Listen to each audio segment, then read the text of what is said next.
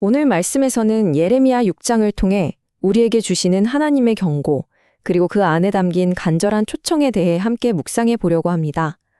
이 무서운 심판의 메시지 속에서도 우리를 포기하지 않으시는 하나님의 자비로운 마음을 따라가 보는 그런 시간이 될 겁니다. 말씀은 정말이지 충격적인 명령으로 시작합니다. 예루살렘에서 피난하라. 여러분, 이건 마치 소돔과 고모라가 멸망하기 직전에 하나님이 롯에게 빨리 빠져나와라 하고 외치셨던 것처럼 아주 다급한 외침이에요. 당시 사람들은 이렇게 생각했을 거예요. 아니, 여긴 하나님의 성전이 있는 곳인데? 절대 망할 리가 없지. 세상에서 가장 안전한 곳이야. 그런데 바로 그 예루살렘에서 떠나라고 하시는 겁니다. 대체 그들에게 그 도시 안에서 무슨 일이 벌어지고 있었던 걸까요? 자, 그럼 한번 그 속으로 깊이 들어가 보겠습니다. 하나님께서 그토록 사랑하셔서 시온의 딸이라고 부르셨던 예루살렘이 마주한 위기, 그 끔찍한 위기의 실체는 과연 무엇이었을까요? 시온의 딸, 이건 하나님이 자기 백성을 부르시는 가장 사랑스럽고 가장 애틋한 애칭입니다.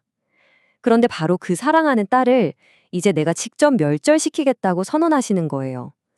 이건 그냥 외부의 어떤 위협이 아니었습니다. 바로 하나님의 직접적인 심판이 시작되었다는 선언이었죠. 하나님은 심판의 도구로 저 북쪽의 강대국 바벨론을 불러오십니다. 그들은요, 밤낮을 가리지 않고 예루살렘을 파괴하기 위해 달려들고 있었어요.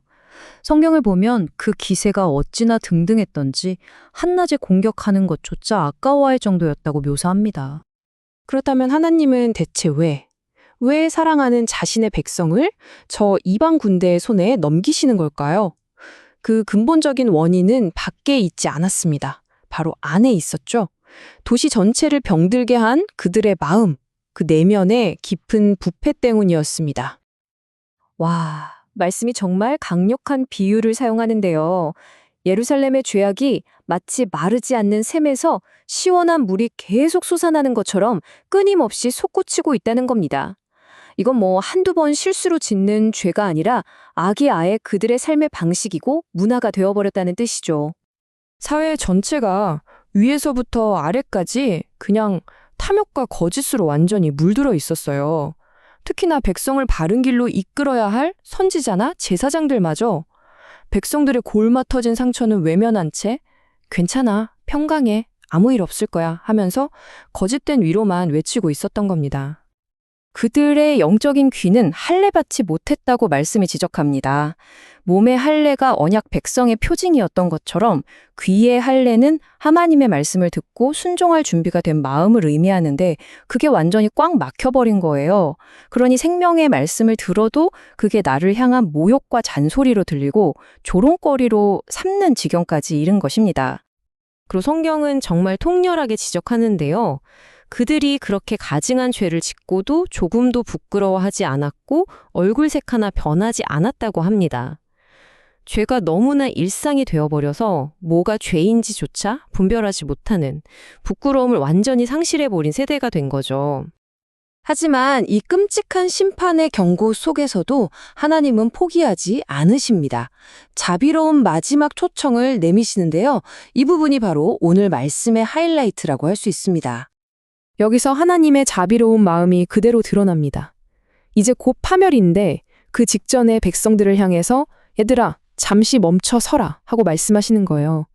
탐욕을 향해서 정신없이 달려가던 그 길에서 멈춰 서서 스스로를 돌아볼 마지막 기회를 주고 계신 겁니다.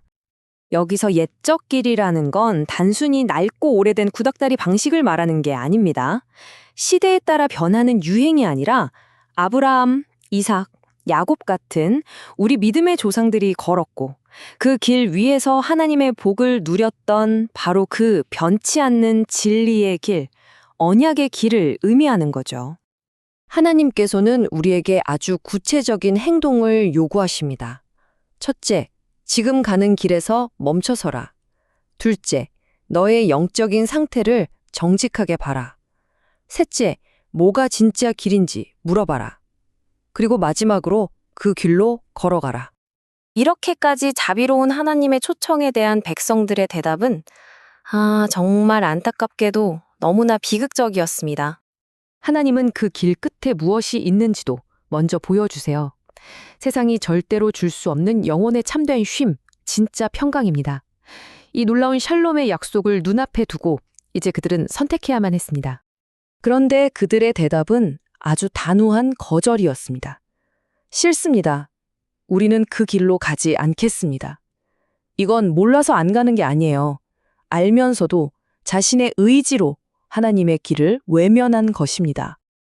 심지어 하나님이 경고의 나팔을 불도록 세우신 파수꾼, 그러니까 예레미야 같은 선지자들이 외치는 소리마저 듣지 않겠다며 귀를 막아버렸습니다. 그들의 마음이 얼마나 돌처럼 굳어 있었는지를 보여주는 대목이죠. 결국 그들은 재련사의 손에서 버려진 은, 내버린 은처럼 되고 맙니다. 풀무불에 놓고 아무리 뜨겁게 달구어도 불순물이 전혀 제거되지 않는 쓸모없는 은 말입니다. 스스로 정결하게 될 모든 기회를 잃어버리고 결국 하나님의 심판 아래 놓이게 된 것이죠. 자, 이 2600년 전의 이야기가 바로 오늘을 살아가는 우리 각자의 이야기일 수 있습니다. 이 말씀은 우리에게 아주 중요한 질문을 던지고 있습니다. 우리 역시 매일의 삶 속에서 세상이 말하는 넓은 길과 하나님이 말씀하시는 옛적 길, 그 갈림길 앞에 서 있습니다. 세상의 가치관을 따라서 정신없이 달려갈 것인가? 아니면 잠시 멈춰서서 하나님의 선한 길이 어디인지 물을 것인가? 우리는 선택해야 합니다.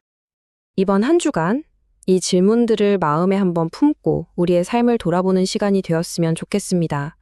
혹시 나도 모르는 사이에 세상의 길로 정신없이 달려가고 있지는 않은지, 부끄러움을 잃어버린 채 살고 있지는 않은지, 또 하나님의 음성에 귀를 닫고 있지는 않은지 돌아보는 은혜가 있기를 소망합니다. 하나님의 선한 길을 선택함으로 여러분의 심령에 세상이 줄 수 없는 참된 평강이 넘치기를 기도합니다. 이 말씀을 붙들고 한 주간도 승리하십시오.